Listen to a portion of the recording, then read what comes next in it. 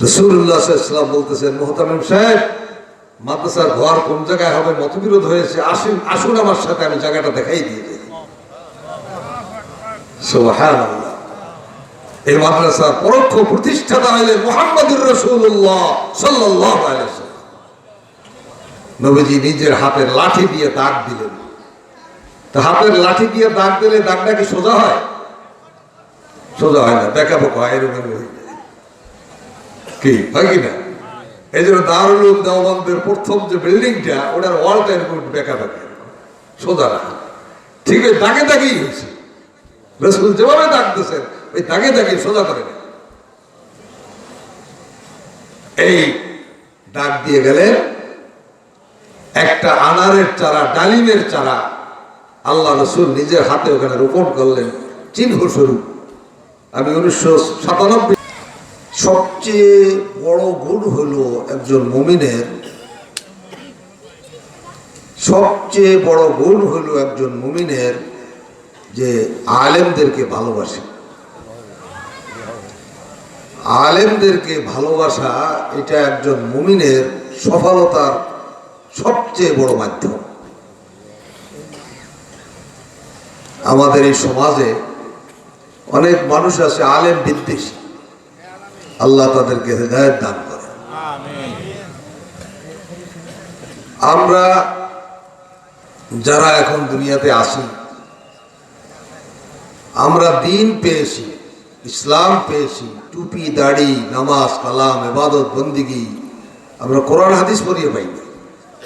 ওলামায়ে একরামদের সংস্পর্শের মাধ্যমে তাদের উসিলায় পেয়েছি। কি বলেন? তাদের অবদান আছে। এই যে মাওলানা সাহেব এতক্ষণ ওয়াজ করে গেলেন আপনাদের, তার ওয়াজের মাধ্যমে আপনারা এত টাকা পয়সা দান করলেন, অবদান না এটা? এরকম যে কত আলেম তাদের জীবন শেষ করে গেছে।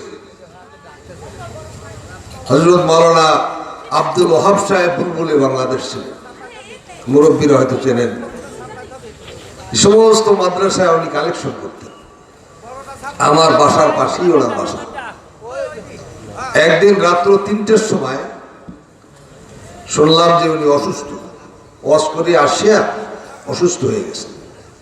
আমি বের হয়ে ওনাকে দেখতে গেলাম, যাই দেখি বড় একটা গামলার মধ্যে ওনার মুখ দিয়ে নাক দিয়ে রক্ত পড়তেছে, রক্তে গামলাটা ভরে গেছে, পড়তেছে ওনার। এই ভয়ানক দৃশ্য দেখে আমি হয়রান হয়ে গেলাম, যে লোকটা তো বাঁচবে না। যা হোক, আল্লাহ তাকে ওই সময় বাঁচাই রাখছিলেন, সুস্থ করেছিলেন। আপনারা দেখেন একজন আলেম ওয়াজ করে যায় কত শান্তিতে, কিন্তু পুরা দেহটাকে একেবারে শেষ করে দিয়ে দেয়। এই আলেমদের এই জীবন উৎসর্গ করার যে অবদান, এ কি দিয়ে পরিশোধ করা যাবে? আল্লাহু আকবার। অনেকে আলেমরা কি করছে, আলেমরা কি করছে? এখন আমাদের এই তবলিগের মধ্যে কিছু ভাই বের হয়েছে, তারা এরকম বেশি আলেম সম্পর্কে বিশুদ্ধার করে। দিনদার মানুষ যদি আলেম সম্পর্কে বিশুদ্ধার করে, দুর্ভাগ্য, দুর্ভাগ্যের কথা। আমি সেদিন বলছিলাম যে দেখেন, ওইটা গল্প কই, গ্রাম অঞ্চলের এক বাড়ি একটা মোরগ পালে, খুব আদরের মোরগ। তার ছোট্ট একটা বাচ্চা আছে, তারও খুব আদরের। মেহমান আসছে, এমন একজন মেহমান, আশেপাশে বাজারও নাই, এই মোরগটাকেই জবাই দিতে হবে। তো জবাই যখন করেছে, তখন ছেলেটা চিল্লাচিল্লি করেছে তার মহব্বতের কারণে। রান্না বান্না করে গোশত ভাগ বাটোয়ারা করে, আর গোশত নাই, ঝোল ছিল, ঝোল দিয়ে বাচ্চাটাকে খেতে দিচ্ছে। বাচ্চাটা বলে, আব্বা ঝোলেই তো কত স্বাদ, মুরগি জবাই না দিলেই তো। কথা বলেছে, ঝোলেই তো কত মজা, তো মুরগি জবাই দেওয়ার দরকার ছিল। তো বাবাই বলে, আরে বেটা, এই ঝোলের স্বাদটা তো মুরগির থেকে আসছে, মুরগি জবাই না হলে এই স্বাদ হতো না, আসতো না। আমি বললাম দেখেন ইসলামের যত স্বাদ দেখেন, মসজিদ, মাদ্রাসা, তবলিগ, বীরবুরিদি, জেকে, রাজগার, ঈদগাহ, যা কিছু দেখেন এই সব স্বাদ আর মজা ওলামায়ে কেরামদের কোরবানির ফলে, জবাইয়ের ফলে, তাদের জীবন উৎসর্গ করার ফলে। আর ওলামায়ে কেরামদের কোরবানি তো আপনি দেখেন না, তারা যে কত কোরবানি করেছে। কাজেই নবী আর দুনিয়াতে আসবেন না, কিয়ামত পর্যন্ত আর কোন নবী নাই। নবী পাক সাল্লাল্লাহু আলাইহি ওয়াসাল্লাম বলেছেন আমি শেষ নবী, আনা খাতামুন নাবিয়্যিন লা নাবিয়্যা বাদি, আমি শেষ নবী, আমার উপর আর কোন নবী নাই। ইসলাম কিয়ামত পর্যন্ত থাকবে কাদের উসিলায়? নবীজি বলেছেন উলামা উম্মতি কাআম্বিয়া বানি ইসরাঈল, আমার উম্মতের উলামায়ে কেরাম বনি ইসরাঈলদের নবীদের সমতুল্য। বনি ইসরাঈলের নবীগণ, আগে অনেক নবীগণ চলে গেছে, একজন উম্মত ছিল না।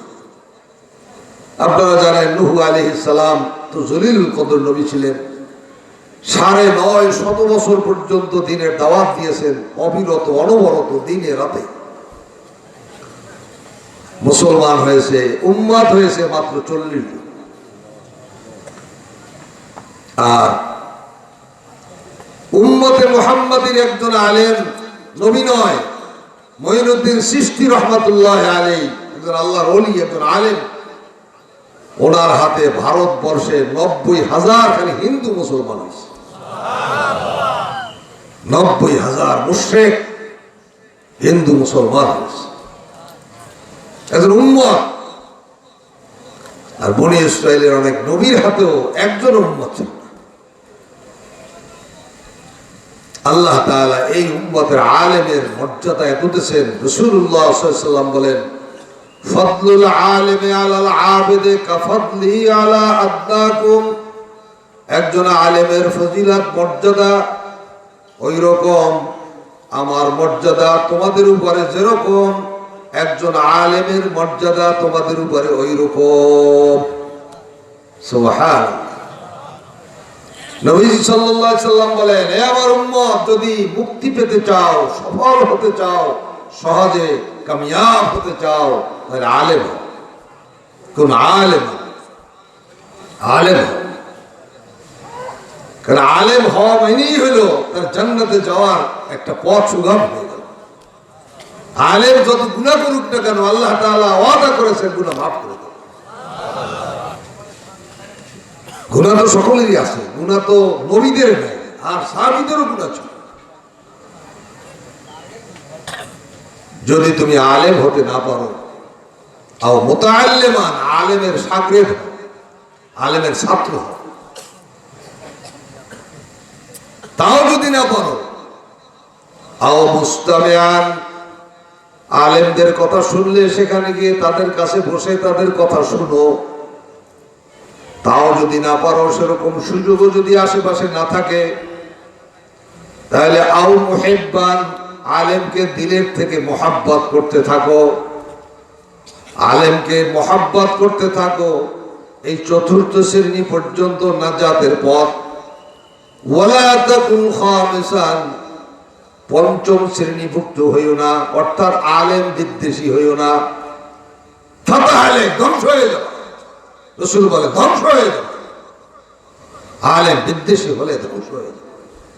আলেমকে ভালোবাসতে হবে। এই মাদ্রাসা হইল আলেম তৈরির ফ্যাক্টরি,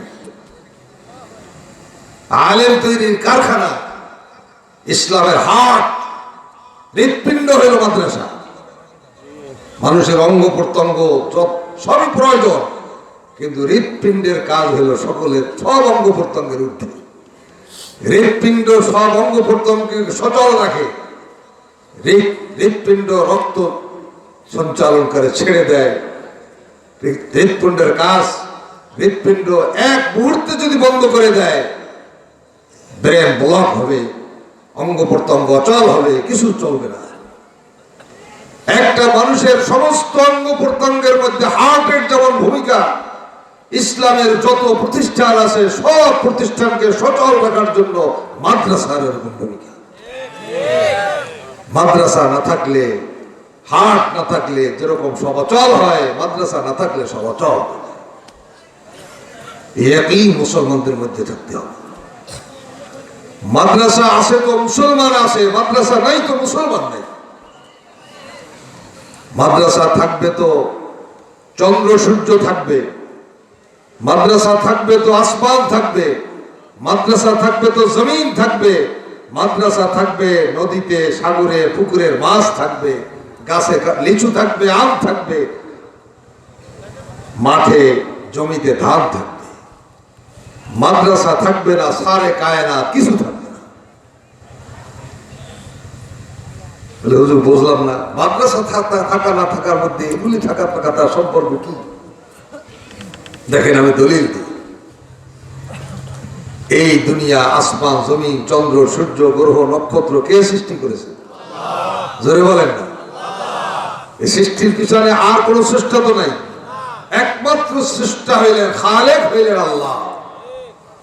যদি এই যে সৃষ্টি, এই সৃষ্টি কি স্থায়ী না অস্থায়ী? অস্থায়ী, কিছুই স্থায়ী না, সব অস্থায়ী। কুল্লু মান আলাইহা ফান ওয়া ইয়াবকা ওয়াজহু রাব্বিকা যুল জালালি ওয়াল ইকরাম। এমন এক সময় আসবে সব বিলীন হয়ে যাবে, আসমানটা বিলীন হয়ে যাবে, জমিনটা বিলীন হয়ে যাবে, চন্দ্র সূর্য সারে কায়নাত সব বিলীন হয়ে যাবে, একমাত্র আল্লাহ থাকবেন। কে থাকবেন? ওয়া ইয়াবকা ওয়াজহু রাব্বিকা যুল জালালি ওয়াল ইকরাম। এই যে দুনিয়া আল্লাহ তাআলা সৃষ্টি করেছেন অস্থায়ী, অস্থায়িত্বের তো একটা মেয়াদ আছে। কত কাল, কত লক্ষ বছর, কত কোটি বছর এটা থাকবে। সূর্যরা কত কোটি বছর সার্ভিস দেবে, চন্দ্ররা কত কোটি বছর সার্ভিস দেবে, এই মেয়াদ কি জানেন? আমরা কেউ জানি? নবীজি কয় আমি জানি। নবীজি বলে আমি জানি। নবীজি কেমনে জানেন? আল্লাহ নবীকে জানাইয়ে দিয়েছেন, তাই নবী জানেন। আল্লাহ তো জানেন, যে সৃষ্টি করেছেন তিনি জানেন না? তিনি তার হাবিবকে জানাইয়ে দিয়েছেন। নবীজি বলেন, শোনো আমার উম্মত, এই আসমান, জমিন, চন্দ্র, সূর্য, গ্রহ, নক্ষত্র ততদিন থাকবে, লা তাকুমুস সাআতু হাত্তা ইয়াকুলা আল্লাহ। যতদিন পর্যন্ত এই জমিনের পরে আল্লাহ ওয়ালা মানুষ থাকবে,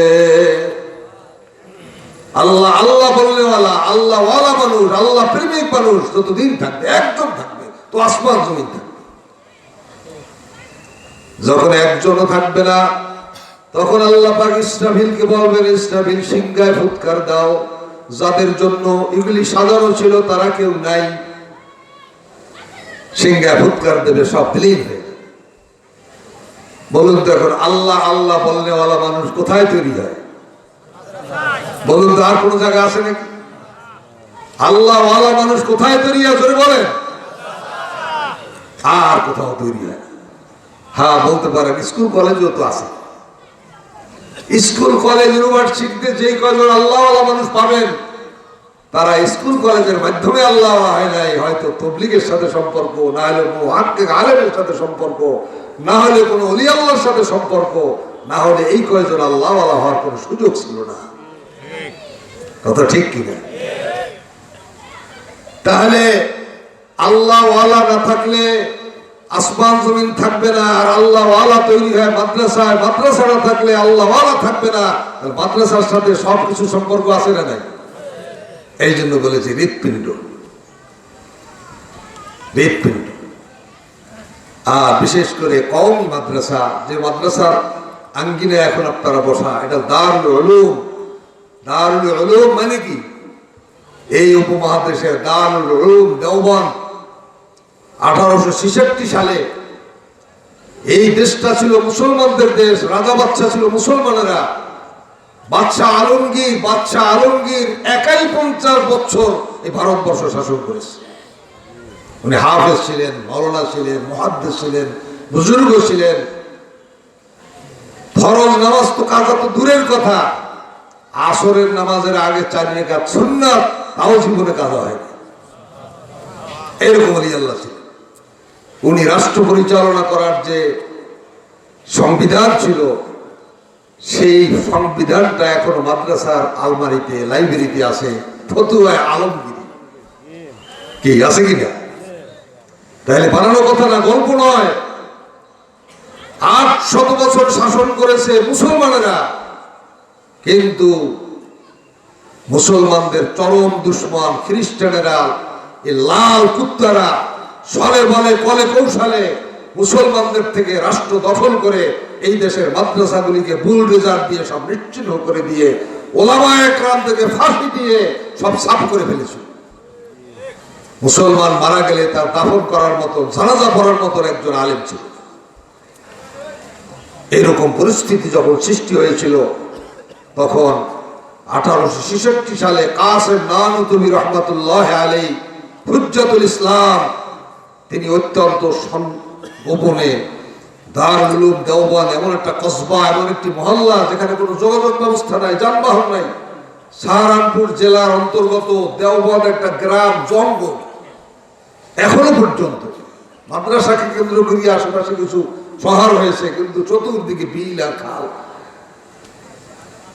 এরকম একটি জায়গায় কাসেম নানুতুবি রহমাতুল্লাহ আলাইহি, মাদ্রাসার নামেও না, কোনো ঘর দরজাও নাই, একটা ছোট্ট মসজিদ, সাত্তা মসজিদ নাম।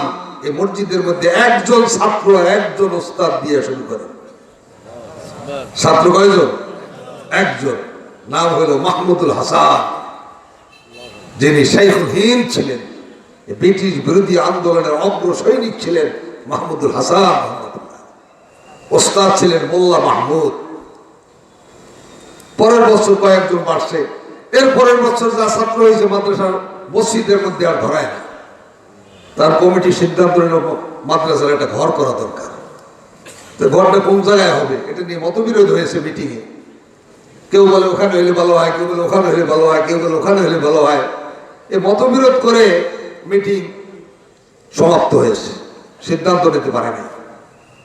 রাত্রেবেলায় স্বপ্নে দেখে মুহতামিম সাহেব, স্বপ্নে দেখতেছেন জনাবে রাসূলুল্লাহ সাল্লাল্লাহু আলাইহি সাল্লাম স্বপ্নের মধ্যে তার সামনে হাজির হয়েছেন।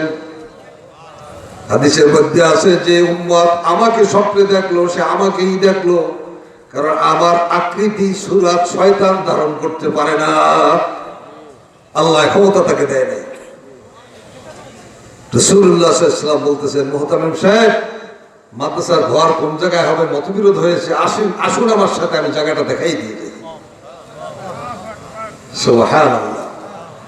এই মাদ্রাসার পরোক্ষ প্রতিষ্ঠাতা হলেন মুহাম্মদুর রাসূলুল্লাহ সাল্লাল্লাহু আলাইহি ওয়াসাল্লাম। নবীজি নিজের হাতের লাঠি দিয়ে দাগ দিলেন। তো হাতের লাঠি দিয়ে দাগ দিলে দাগটা কি সোজা হয়? সোজা হয় না, বেঁকা বোকা হয়, এরকম হয়ে যায়। কি হয় কিনা? এই জন্য দারুল উলুম দেওবন্দের প্রথম যে বিল্ডিংটা, ওটার ওয়ালটা এরকম বেঁকা বেঁকা, সোজা না। ঠিক আছে, দাগে দাগেই হয়েছে। রাসূল যেভাবে দাগ দিয়েছেন ওই দাগে দাগে সোজা করে না।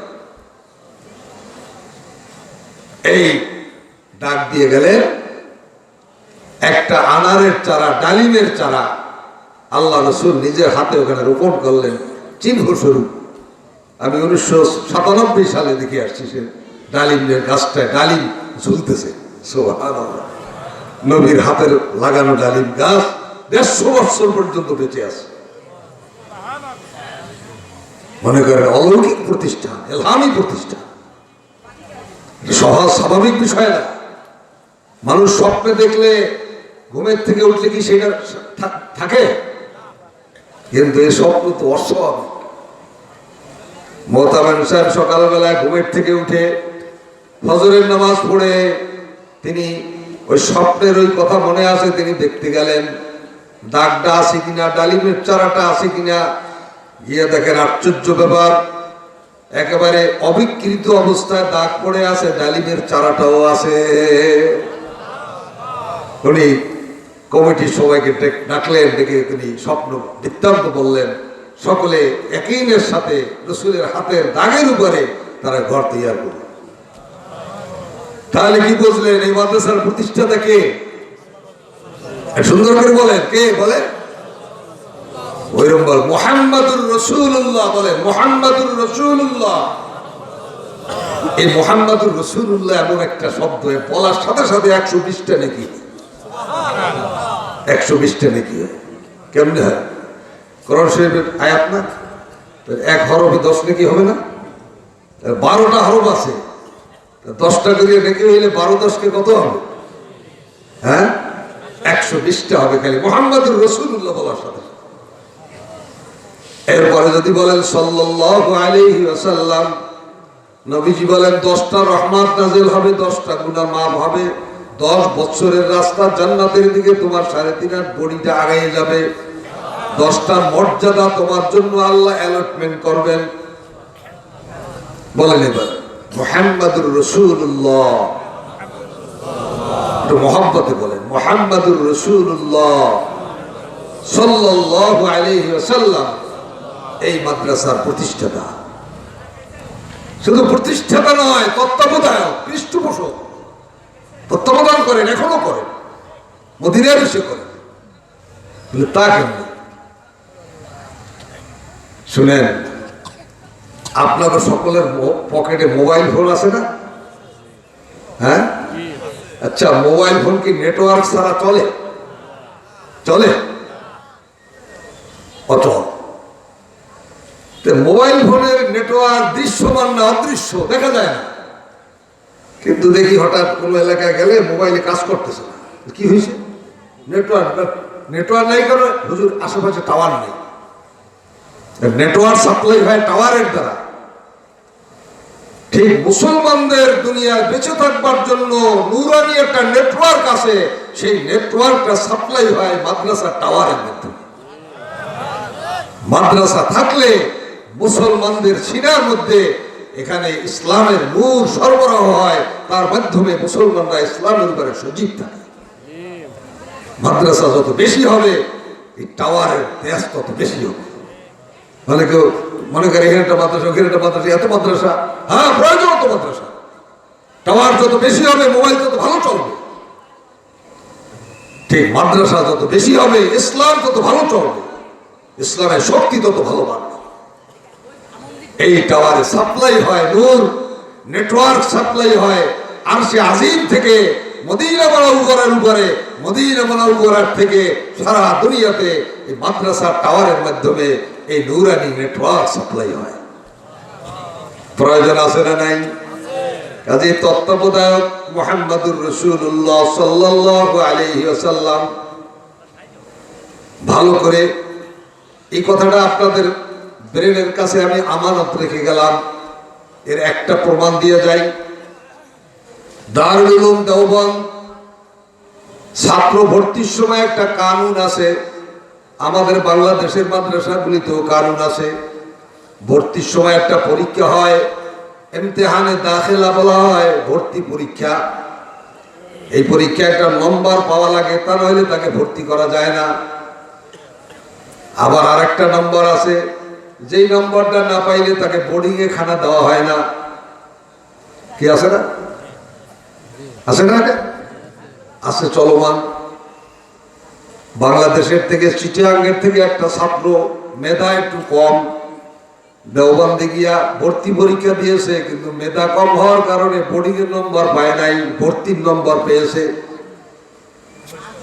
যদিও মেধা কম, কিন্তু এত আল্লাহওয়ালা তাহলে পেলেন যে মদিনার পয়গম্বরের সাথে তার রুহানি সংযোগ আছে।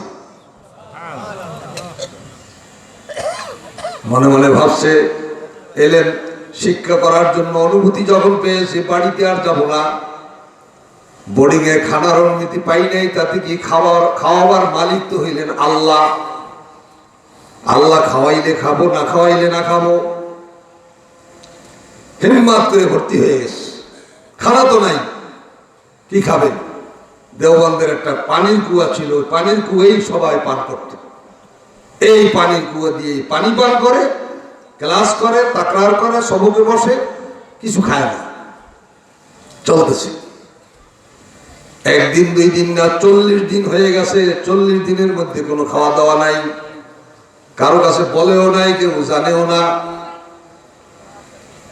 40 দিন পরে রাসূলুল্লাহ সাল্লাল্লাহু আলাইহি সাল্লামকে ওই মুহতামিম সাহেব স্বপ্নে দেখে একটা তালেব ইলম সাথে নিয়া নবীজির চেহারা মোবারক একবারে রাগান্বিত চেহারা, একবারে লাল, হাতে লাঠি। মুহতামিম সাহেব, তোমার মাদ্রাসায় আমার একজন মেহমানের 40 দিন না খাওয়া। মাদ্রাসার তালেব ইলম নবীজির মেহমান।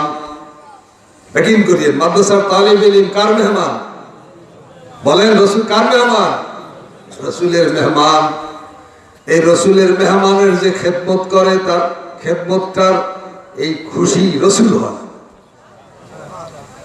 এই যে মাদ্রাসায় ছাত্রদের থাকবার জন্য, বিল্ডিং এর জন্য আপনারা টাকা দিলেন, রাসূলের মেহমানদের আবাসস্থলের জন্য, আবাসনের জন্য আপনারা যে টাকা পয়সা দান করলেন, রাসূল খুশি হবে। রাসূলের কাছে খবর গেছে, ইয়াকিন করবেন যে রাসূলের প্রতিষ্ঠানে আমি দান করব। আপনার দুনিয়াতে যত ব্যয় আছে, সর্বশ্রেষ্ঠ ব্যয় আপনার এখানে হয়েছে। আপনি একজন ভাগ্যবান মানুষ হয়েছে।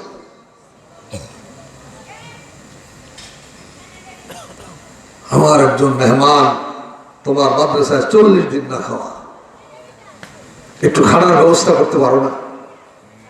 এই পর্যন্ত স্বপ্ন দেখে স্বপ্ন শেষ। স্বপ্ন তো স্বপ্নের গতিতে চলে। ভালো স্বপ্ন ওহির 46 ভাগের 1 ভাগ ভালো স্বপ্ন, আল্লাহর ওলিদের স্বপ্ন, নেককারদের স্বপ্ন অনেক সময় বাস্তব হয়। মুহতামিম সাহেব ঘুমের থেকে উঠে অস্থির হয়ে গেছে, হয়রান হয়ে গেছে। তালেবে ইলম 40 দিন না খাওয়া, কোন জমাতের ছাত্র, কোন জমাতের ছাত্র, নাম কি, বাড়ি কোথায়, কিছুই তো আমি জানলাম না। কেমনে বের করবো আমি এত ছাত্রের মধ্য থেকে? ওনার মাথার মধ্যে একটা বুদ্ধি আল্লাহ দিয়ে দিয়েছেন। ফজরের জমাত শেষ করার পরে উনি দাঁড়ায় বললেন, কেউ বের হবে না, সবাই বসবে। এই তালেবে ইলমরা একজন একজন করে আসবে, লাইন দিয়ে আমার সামনে দাঁড়াবে, আমার কাছে সালাম দেবে, মুসাফা করবে, বের হয়ে যাবে। উনি চিন্তা করতেছেন, স্বপ্নে দেখার ওই তালেবে ইলমের সুরাতটা তো আমার মনে আছে, ওর সঙ্গে এই চেহারাটা মিলাইয়া দেখবো, যদি পেয়ে যাই তো আমার কপাল ভালো। আসতেছে ছাত্র, আসতেছে আসতেছে, আস্তে আস্তে শেষ পর্যায়ে এই তালেবে ইলম পেয়ে গেছে। সুরাতের সামনে যে দাঁড়াইছে তখন তার ওই সুরাতের সঙ্গে মিলে গেছে। কয়, বাবা তোমার নাম কি? কয়, হুজুর আমার নাম হলো জমির উদ্দিন। এই সেই জমির উদ্দিন, যে জমির উদ্দিন হাটহাজারী মাদ্রাসা, উম্মুল মাদারেস হাটহাজারী। এই হাটহাজারী মাদ্রাসার প্রতিষ্ঠাতাদের উল্লেখযোগ্য ব্যক্তি ছিলেন এই জমির উদ্দিন সাহেব রহমাতুল্লাহ আলাইহি, যিনি কুতুবে আলম রশিদ আহমদ গঙ্গুই রহমাতুল্লাহ আলাইহির খলিফা ছিলেন। এই সেই জমির উদ্দিন। হুজুর আমার নাম জমির উদ্দিন। বাবা কতদিন হয়েছে এই মাদ্রাসায় আসছো? 40 দিন হয়েছে। বাবা খাওয়া দাওয়া করো কোথায়? হুজুর আমি খানার নম্বর পাই নাই, এই জন্য আমি খানা পাই না। খানার নম্বর পাও নাই? বাবা খাও কোথায়? হুজুর কুয়ার পানি ছাড়া আর কিছু পান করতে পারি না। কেন আমার কাছে তুমি আসো নাই? হুজুর আপনার কাছে এসে কি বলবো, আপনি তো কানুন অনুযায়ী কাজ করেছেন, আপনার কাছে এসে অযৌক্তিক দাবি করলে আপনি তো তা পূরণ করতে পারবেন না, এই জন্য হুজুর আপনার কাছে আমি আসি নাই। বাবা কারো কাছে বলেছো কিনা, অভিযোগ দিয়েছো কিনা? না হুজুর তার কাছে অভিযোগ দেই নাই। বলে তুমি অভিযোগ দেও নাই, কিন্তু এই মাদ্রাসার তত্ত্বাবধায়ক পৃষ্ঠপোষক রাসূলুল্লাহ সাল্লাল্লাহু আলাইহি ওয়াসাল্লামের কাছে খবর হয়ে গেছে। বাবা রাসূল আমাকে ধমকাইয়ে গেছেন, তোমার জন্য আর কোনো নম্বর টম্বর লাগবে না। বাবা আজকের থেকে তোমার খানা জারি করিয়ে দিলাম। ওগো আমার ভাইয়েরা, ও স্বরূপদহর ভাইয়েরা, ও স্বরূপদহ মাদ্রাসার সাথে সংশ্লিষ্ট ভাইয়েরা, অত্যন্ত আনন্দের বিষয়, এই মাদ্রাসার সঙ্গে মদিনার পয়গম্বরের সঙ্গে রুহানি সম্পর্ক রয়েছে। এই মাদ্রাসার তালেবে ইলমদের সঙ্গে যারা সম্পর্ক রাখবেন, তাদের সঙ্গে রাসূলের সঙ্গে সম্পর্ক থাকার মধ্যে কোনো সন্দেহ হতে পারে না। কি বলেন? যেই মাদ্রাসার প্রতিষ্ঠাতা মুহাম্মদুর রাসূলুল্লাহ, যেই মাদ্রাসার তত্ত্বাবধায়ক মুহাম্মদুর রাসূলুল্লাহ সাল্লাল্লাহু আলাইহি ওয়াসাল্লাম, ওই মাদ্রাসার ছাত্রদের আমল আখলাক ভালো না হইয়া পারে না। এই জন্য এখনো পর্যন্ত বাংলাদেশে যত শিক্ষা প্রতিষ্ঠান আছে এর মধ্যে আপনারা দেখবেন পরীক্ষা নিরীক্ষা করিয়া কওমি মাদ্রাসার ছাত্রদের চাই চলন আমল আখলাক নামাজ কালাম একটু সুন্দর এখনো আছে না নাই? কি বলেন আপনারা, আছে না নাই? এখনো কওমি মাদ্রাসায় শেষ রাতে 3টার পরে এসে দেখবেন ওই কত রুমের ভিতরে মসজিদের ভিতরে তালেবে ইলমরা তাহাজ্জুদ করি আল্লাহর কাছে চোখের পানি ছেড়ে কান্নাকাটা এখনো করে। এই ছোট ছোট নাবালেগ শিশুরা 3টার পরে উঠে আল্লাহর কালাম তেলাওয়াত করে। যখন গ্রামের সব লোক ঘুমে নিমজ্জিত তখন এই মাসুম বাচ্চা কোরআন শরীফ হাতে নিয়ে যখন তেলাওয়াত আরম্ভ করে, রব্বুল আলামিন প্রথম আসমানে এসে ডেকে ডেকে বলতে থাকেন, কে আসো আমার কাছে ক্ষমা চাইবে, কে আসো বিপদ মুক্তির জন্য আমার কাছে আহ্বান করবে। তখন আল্লাহ পাক রব্বুল আলামিন দেখেন এই মাসুম বাচ্চাদেরকে আল্লাহর কালাম তেলাওয়াত করে, কেউ কাঁদে, কেউ সেজদায়, কেউ রুকুতে, কেউ মোনাজাতে। তখন আমার রব্বুল আলামিন মাওলার দয়া পরবশ হয়ে ফেরেশতাদেরকে বলেন, এই ফেরেশতারা, এই আমার প্রিয় বান্দাদের ওসিলায় এই এলাকার মধ্যে আমার রহমত নাযিল করে দাও, এই এলাকার থেকে আমার আযাব গজবকে উঠাইয়া নিয়ে যাও। এ আমার ভাইরা, এই তালেবে ইলমরা রাস্তা দিয়ে যখন হাঁটে কবরের আযাবকে আল্লাহ এদের সম্মানার্থে মাফ করে দেন। হাদিসের মধ্যে আসছে তালেবে ইলমদের সম্মানার্থে আল্লাহর নূরের ফেরেশতারা তাদের পায়ের নিচে গালিচা বিছায়া দেয়। তাদের জন্য সমস্ত মখলুকাত আল্লাহর কাছে দোয়া করতে থাকে। এমনকি গর্তের পিপিলিকা পর্যন্ত, সাগরের মাছ, পানির ভিতরের মাছ পর্যন্ত, হাত্তাল হাইতানু ফি জাওফিল মা। কি বিশ্বাস লাগে না লাগে না? ও আমার ভাইয়েরা, মনে রাখবেন যে বংশে একজন আলেম নবী পয়দা হয়, রসুল পয়দা হয়, সেই বংশটা যেরকম আল্লাহর কাছে দামি, এই যুগে যেই বংশের মধ্যে একজন আলেম পয়দা হয় ওই বংশটা আল্লাহর কাছে সেই রকম দামি। বিশ্বাস হয়? যেই বংশে একজন মুহাক্কিক আলেম পয়দা হবে ওই বংশের হাজার হাজার মানুষ বিনা হিসাবে জান্নাতে যাওয়ার সুযোগ হয়ে যাবে, সুযোগ হয়ে যাবে। একজন হাফেজে কোরআনের জন্য তো কমপক্ষে 10 জনের ঘোষণাই আছে। সবার জন্য 10 জন নয়, কারো জন্য শত শত, কারো জন্য হাজার।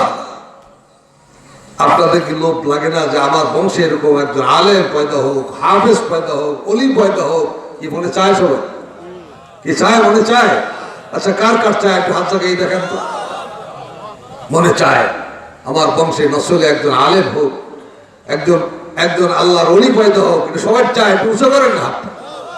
আল্লাহ তুমি চাইয়ে দেখো, আল্লাহ মাদ্রাসার এই ময়দানে আল্লাহ আমরা তোমার কাছে হাত উত্তোলন করে এই কথার আবেদন করলাম যে তুমি আমাদের বংশের মধ্যে, নসলের মধ্যে মুহাক্কিক আলেম, তোমার ওলি পয়দা করে দাও। জোরে বলেন আমিন। নবী পয়দা হওয়ার সুযোগ নাই, কারণ আল্লাহ নবুয়তের দরজা বন্ধ করে দিয়েছেন। কিন্তু আলেম পয়দা হওয়ার সুযোগ আছে না নাই? ইমাম বুখারীর মতন আলেম, ইমাম আবু হানিফার মতন আলেম, ইমাম শাফির মতন আলেম এখনো আমাদের বংশে আসতে পারে না? পারে না? কি পারে না? পারে না?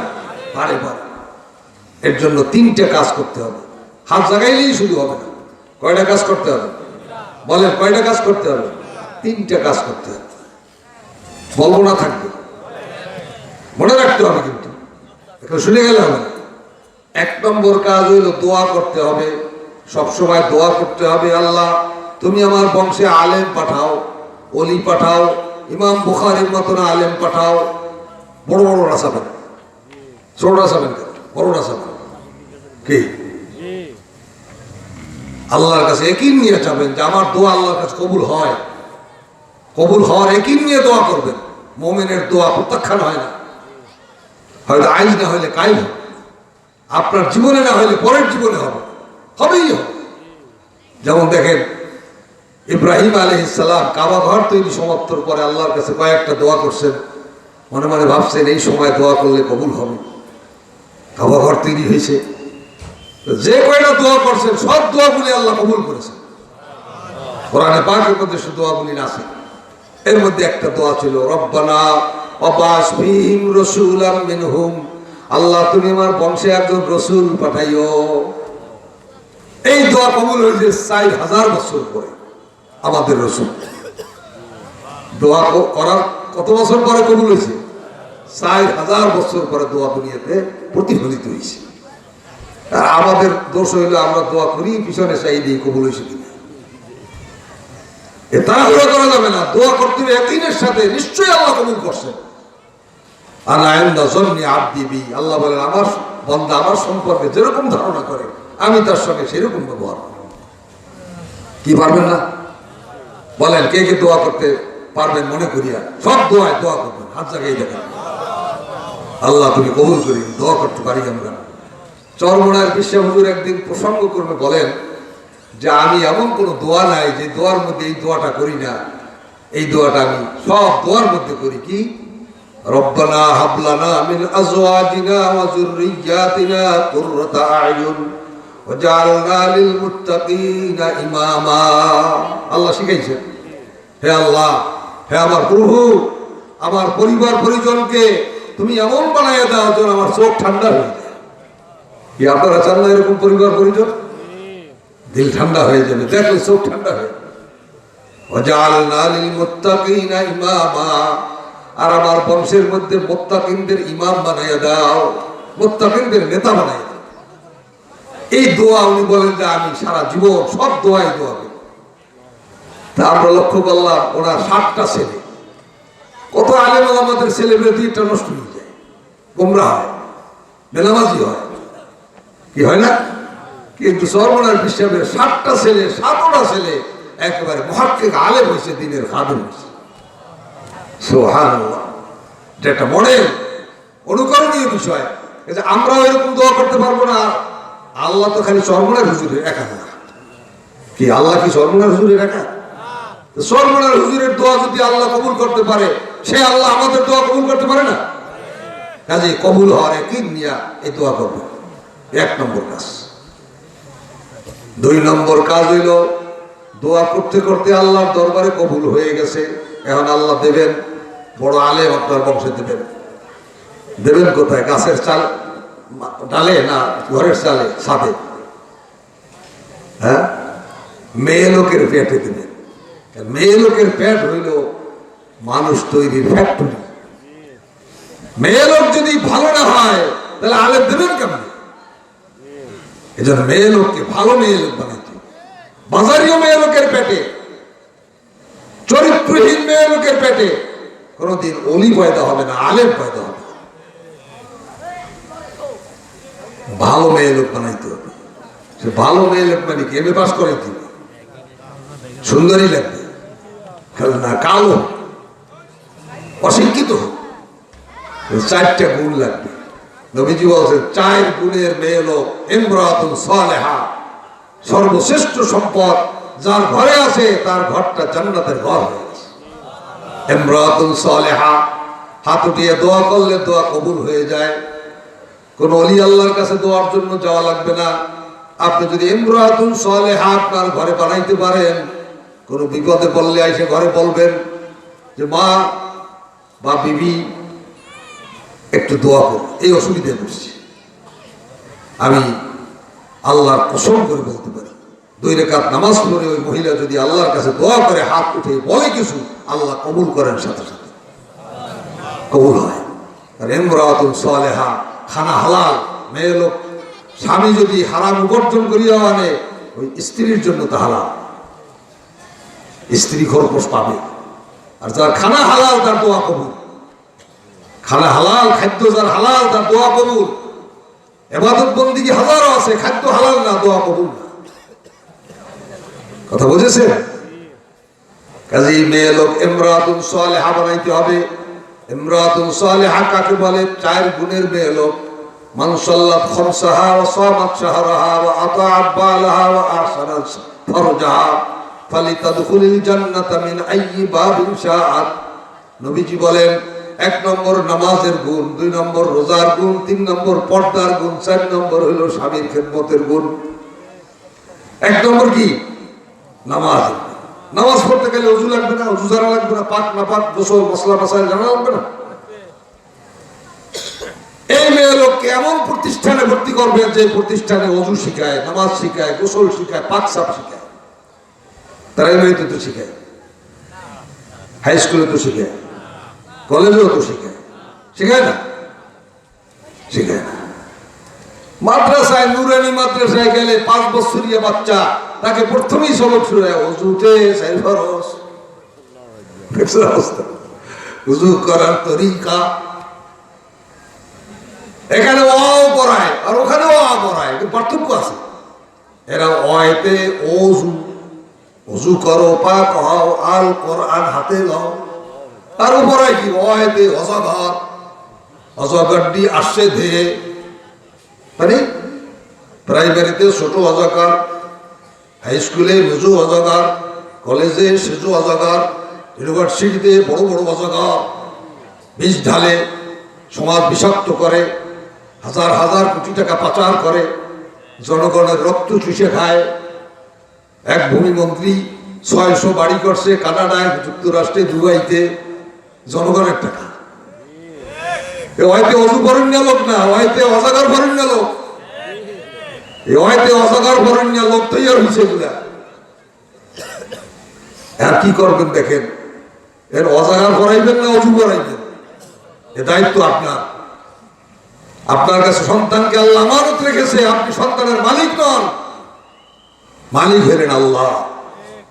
রাসূল বলেছেন তোমার সন্তানকে 5, 6, 7 বছরের মধ্যে বয়স হলেই মুরু আওলাদাকুম বিসসালাতি ইযা বালাগু 7 সিনিন, নামাজ শিখাও, দিন শিখাও, কোরআন শিখাও। তুমি যদি তা না শিখাই হয়তো অজাগার পড়াইতে দোষ। রস্বতী পড়াইছে ইঁদুর, কেন পড়াইছে? ইঁদুরের একটা চরিত্র আছে, আপনার বাড়ি খাবে, আপনার বাড়ি থাকবে, আপনি ঘুমাইলেও ঘুমাবে না। ও কাপড়ের বাক্সায় ঢুকে সব কাপড় কুচো কুচো করবে, এতে ওর কোনো লাভ হবে না, পেট ভরবে না, কিন্তু মনে শান্তি পাবে, মালিকের একটু ক্ষতি করতে পারছি। পরের ক্ষতি করতে পেরে মনে তৃপ্তি পাওয়াই ইঁদুরের চরিত্র।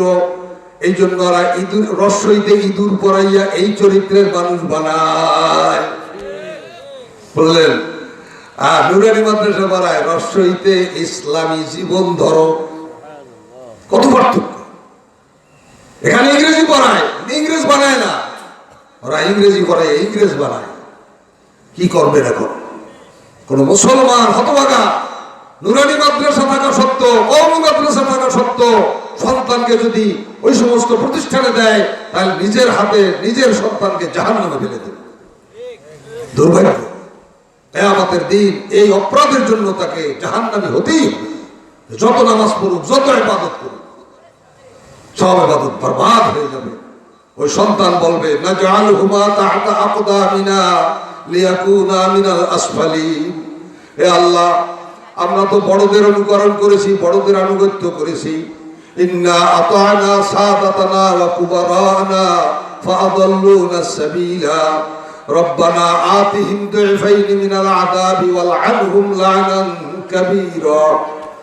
হে আল্লাহ, ওদেরকে ডবল আযাব দাও, আমার সামনে হাজির করো আমার বাপরে, আমি পাও দিয়া লাথিয়ে জাহান্নামে ফেলাইয়া তারপর জাহান্নামে যাব, আগে জাহান্নামে যাব।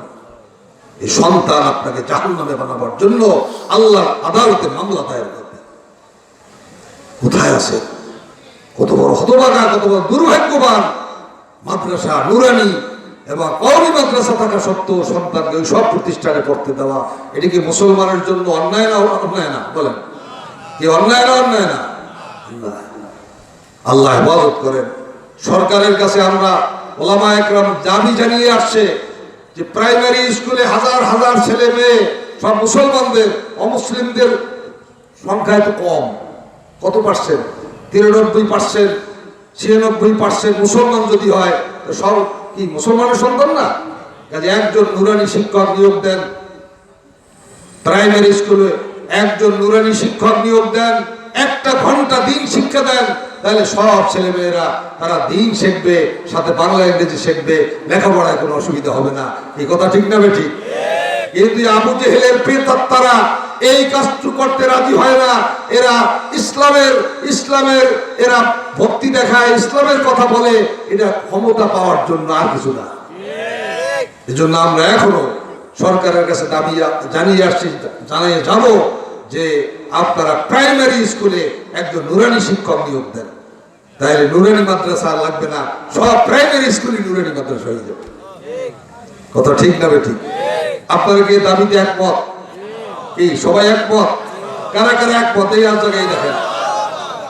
আল্লাহ যেন এই দাবি এই দেশে পূরণ হয়, এই দেশটা যেন ইসলামের আঙ্গিকে ইসলামের আদলে প্রতিষ্ঠিত হয়। আল্লাহ যেন তৌফিক দান করেন। একটা পরিবেশ হয়েছে, সুযোগ এসেছে, মানুষ সবাই চাইতেছে যে আমরা আর অন্য কিছু চাই না, আমরা এখন ইসলামী কোরআনী শাসনের দেশ চাই। কি আপনারা চান না? সুযোগ আসছে, এই সুযোগটা যদি আমরা ব্যবহার না করতে পারি, হাতছাড়া হয়ে যায়, আমার মনে হয় কিয়ামত পর্যন্ত আর সুযোগ আসবে কিনা সন্দেহ। এরকম একটা সুযোগ আসছে। সকলের দাবি, ইসলামী দলগুলি সব এক হইয়া মানুষের কাছে ইসলাম প্রতিষ্ঠার দাবি আপনার উত্থাপন করে। জনগণকে এক হইতে হবে যে আপনারা ইসলামী দলগুলি এক না হয়ে আমাদের কাছে আসবেন না, আমরা আপনাদেরকে এক দেখতে চাই, এক প্ল্যাটফর্মে দেখতে চাই। আমি আপনাদের সাথে জনগণ হিসাবে আমি এই ইসলামী দলগুলির কাছে দাবি জানাইতে চাই যে আপনারা এক হইয়া ইসলামী রাষ্ট্র প্রতিষ্ঠার ব্যাপারে কারো মতবিরোধ নাই। আপনাদের দলের বিভিন্ন মতবিরোধ থাকতে পারে, আর যার যা আছে নিয়ে থাকেন, ইসলামী রাষ্ট্র প্রতিষ্ঠার সাথে সব দল একমত, এখানে কোনো দ্বিমত নাই, আছে? কাজেই আমরা সবাই জনগণ, আমরা এই দেশকে ইসলামী দেশ চাই, ইসলামী রাষ্ট্র চাই, সোনার বাংলাদেশ, এটা চোরের বাংলাদেশকে সোনার বাংলাদেশ বানাইতে চাই। আল্লাহ আমাদের সকলকে যেন এই দেশকে যেন ইসলামের জন্য কবুল করেন। সকলে জোরে বলেন আমিন। আমি এই আহ্বান, এই দাবি রেখে আমার কথা এখানে শেষ করলাম। আখিরু দাওয়ানা আলহামদুলিল্লাহি রাব্বিল আলামিন। আব্দুল কাদের, হ্যাঁ, বাপের নাম আব্দুল হামিদ, বাড়ি কোন জায়গা? স্বরূপদহ। স্বরূপদহ গ্রামের মানুষ, মাশাআল্লাহ। হ্যাঁ, তার পাগড়ি দাও, পাগড়ি পাগড়ি কই? তারপর সামনে আনো, সামনে পড়াই দাও। বিসমিল্লাহ। اللهم علمه القرآن وفقه। আল্লাহ তাআলা কোরআনের ইলম সিনায় ভরপুর করে দেন, আল্লাহ দ্বীনের জন্য কবুল করেন। সকলে জোরে বলেন আমিন। আমিন। ربنا ظلمنا أنفسنا وإن لم تغفر لنا وترحمنا لنكونن من الخاسرين. يا الله يا رحمن يا رحيم يا حي يا قيوم برحمتك نستغيث. পরওয়ারদিগারে আলম, মহিয়ান গরিয়ান সর্বশক্তিমান মাহবুব, আমরা গুনাহগার, খাতাকার, শিয়াকার, অনেক অপরাধে অপরাধী, আপনার নিয়ামত ভক্ষণ করে ব্যবহার করে আপনার সাথে নেবক্ষরামি করেছি, আপনার সাথে নাফরমানি করে আপনার কুদরতি দিলে আঘাত দিয়েছি। আপনি বেজার হয়ে আমাদেরকে হালাক করে দেননি, হাত পাও চোখ কানগুলি অচল করে দেননি। যে মায়া দয়ার দ্বারা এখন লালন পালন করতেছেন, আয় আল্লাহ, ওই মায়া দয়ার দুয়ারে আমরা ক্ষমা ভিক্ষা চাইতেছি। আমরা হাত উত্তোলন করেছি গভীর রাত্রে ভিক্ষুকের ন্যায়, আলেম ওলামাদেরকে সাথে নিয়ে, তোয়ালেবে এলেমদেরকে সাথে নিয়ে, আমাদের পর্দার আড়ালের মা বোনদেরকে নিয়ে। আল্লাহ, মজলিসের মধ্যে যার হাত দুখান আপনার কাছে পছন্দনীয় হয়, ওই হাত দুখানার ওসিলায় দয়া মায়া করে আমাদের সকলকে আপনি মাফ করে দেন। আয় আল্লাহ, আমাদের জীবনের গুনাহ খাতাগুলিকে মাগফিরাতের পানি দিয়ে ধুয়ে মুছে পাক সাফ বানায়া দেন। ইয়া আল্লাহ, আমাদের দিলকে জিন্দা দিল বানায়া দেন। আয় আল্লাহ, আমাদের দিলে আপনার মুহাব্বত ও মারিফতের নূরের বাতি জ্বালায়া দেন। এ আল্লাহ, আমাদের নামগুলি আপনি জাহান্নামের খাতার থেকে কাটিয়ে দেন, জান্নাতের খাতায় উঠাইয়া দেন। ইয়া আল্লাহ, হেদায়েতের মালা আমাদের গলায় লাগাইয়া দেন। আল্লাহ, বেনামাজিকে নামাজি বানাইয়া দেন, বেহায়াকে হায়া দিয়া দেন, বেপর্দাকে পর্দা নিশীন বানাইয়া দেন, গুনাহগারকে খাঁটি তওবা নসিব করে দেন। ইয়া আল্লাহ, ইয়া আল্লাহ, মাহফিলের ইন্তজাম যারা করেছে, মেহনত করেছে, খাটাখাটনি করেছে, এই মাদ্রাসা মসজিদের জন্য নতুন ভবনের জন্য যারা যারা দান করেছে, সাহায্য সহযোগিতা করেছে, করবে আল্লাহ করতেছে, প্রত্যেককে আপনি দুনিয়া আখিরাতে সাহায্য করিয়েন। আল্লাহ আমরা যারা হাত উঠেছি, আমাদের কার আব্বা নাই, মা নাই, দাদা দাদি, নানা নানি নাই, কত আপনজনকে হারিয়েছি মাওলা। পাশের কবরস্থানের মধ্যে কত মূর্তিগানরা আমাদের মুখের দিকে চেয়ে আছে, কি অবস্থা তাদের আমরা জানি না। আপনার হাবিব বলেছেন, সাগরে জাহাজ তলিয়ে গেলে যাত্রীদের যে অবস্থা, কবরবাসীদের সেই অবস্থা। আল্লাহ আমরা তোমার দরবারে ফরিয়াদ করি, দোয়া করি, তাদের জীবনের গুনাহ খাতা মাফ করে দাও আল্লাহ। তাদের জীবনের নেক আমলগুলিকে কবুল করে নাও আল্লাহ। তাদের কবরের জিন্দেগিকে আল্লাহ সুখময় শান্তিময় করে বানায়া দাও। তাদেরকে জান্নাতুল ফেরদাউসের মেহমান হিসাবে কবুল করে নাও। ওগো আমাদের মাহবুব আল্লাহ, আমাদের জিন্দেগিকে তুমি দ্বীনি জিন্দেগি বানায়া দাও আল্লাহ। আমাদের আত্মীয় স্বজনকে দিনদার বানায়া দাও, আমাদের পরিবার পরিজনকে দিনদার বানায়া দাও আল্লাহ। আমাদের বংশের মধ্যে, নসলের মধ্যে তোমার দ্বীনের খাদেম, মুহাক্কিক, আলেম, সালেহিন, মুত্তাকি মানুষ বানায়া দাও আল্লাহ। আমাদের দেশকে ইসলামের দেশ বানায়া দাও আল্লাহ। এই দেশে ইসলামের রাষ্ট্র প্রতিষ্ঠা করার ব্যবস্থা করে দাও আল্লাহ। ইসলামী রাষ্ট্র প্রতিষ্ঠার যত কঠিন পথ আছে, রকাওয়াট আছে, প্রতিবন্ধকতা আছে আল্লাহ তুমি সরাইয়া দাও আল্লাহ। সমস্ত মুসলমানদেরকে ঐক্যবদ্ধভাবে ইসলামী রাষ্ট্র বানাবার জন্য চেষ্টা করবার তৌফিক দিয়া দাও আল্লাহ। পরস্পরের মধ্যে মতবিরোধ দূর করে দাও, পরস্পরের মধ্যে মিল মোহাব্বত, ভালোবাসা মোহাব্বত বাড়াইয়া দাও আল্লাহ। আল্লাহ এলাকার মানুষের প্রাণের প্রতিষ্ঠান স্বরূপ দেহ দারুল উলুম মাদ্রাসাকে তুমি কিয়ামত পর্যন্ত কবুল মঞ্জুর করে নাও। রব্বানা আতিনা ফিদ দুনিয়া হাসানাতাও ওয়া ফিল আখিরাতি হাসানাতাও ওয়া কিনা আযাবান নার। রব্বানা হাব লানা মিন আজওয়াজিনা ওয়া যুররিয়াতিনা কুররাতা আয়ুন ওয়াজআলনা লিল মুত্তাকিনা ইমামা। رب ارحمهما كما ربياني صغيرا رب ارحمهما كما ربياني صغيرا سبحان ربك رب العزة عما يصفون وسلام على المرسلين والحمد لله رب العالمين. السلام عليكم ورحمة الله.